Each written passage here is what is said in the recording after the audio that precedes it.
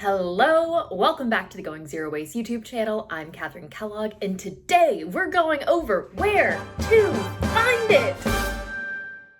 Feels like a game show. If you would please give this video a thumbs up, it really helps my videos with the YouTube algorithm.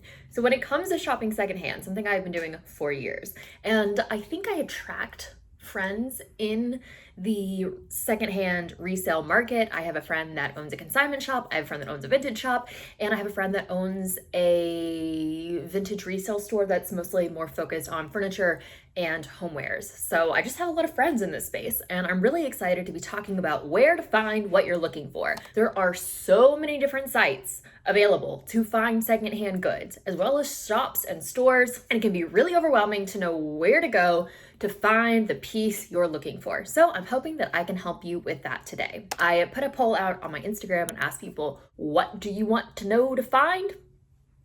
What are you looking for? And I got a bunch of responses, so let's dive in.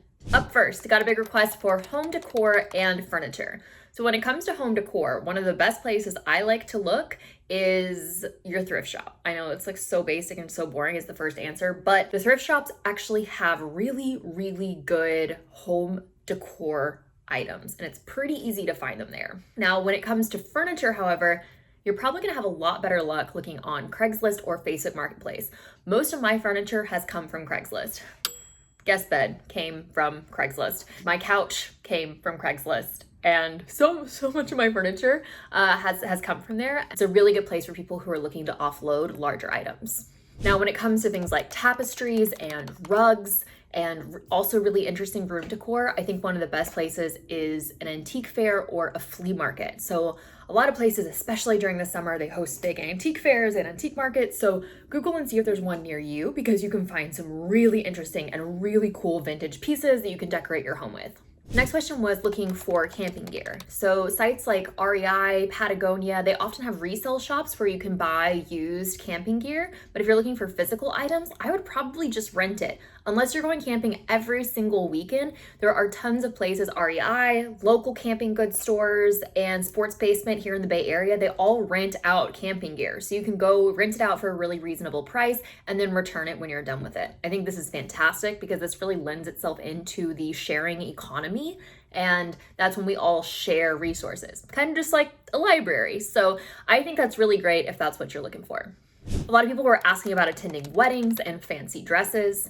I think if you're looking for a really nice cocktail dress, renting something might be a fantastic option. So places like Rent the Runway, you can go, you can rent a dress, and then you can return it. But if you are looking to buy because it's a piece that you think you're gonna get really good wear out of and use over and over again, then some of my favorite places to find a little bit more formal pieces are at vintage stores, because they typically have really cool show-stopping pieces, as well as your local consignment store.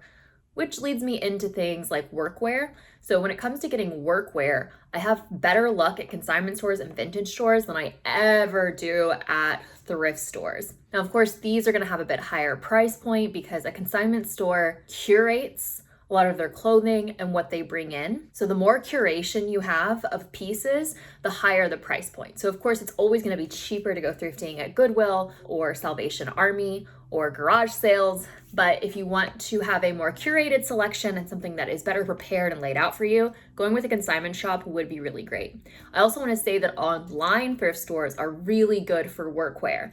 You just want to make sure that whenever you're buying bottoms, you have a measuring tape and you have measured your waist, the top of your hip, and your full hip. And that's the way you're going to get the most accurate fit from ordering online. As well as when you do go to the thrift store, or if you are going to an antique market or a vintage market or anything outdoor where it might be difficult for you to try pieces on, bring a measuring tape with you. I always like to keep my measuring tape on hand, and this is fantastic because you can measure a piece and you can know if it's going to fit you. If you look at pieces that you already know that you like, for instance, if you have a favorite pair of pant, favorite trouser,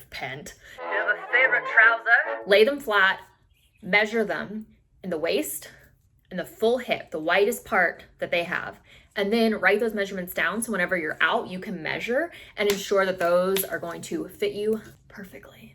Also, I really like to measure the rise. So the rise is when you're measuring from the crotch seam up to the top. And if you know where you like pants to hit you, you can ensure that that rise is gonna fit the right place as well. Because if you have a 3-inch rise, oh God, please do not bring the odds back. But if you have a 3-inch rise, the measurement is going to be wider than if you have a 13-inch rise, the waist measurement will be smaller. So grab your measuring tape, make some notations, and this way you can go in, out, and make sure everything fits.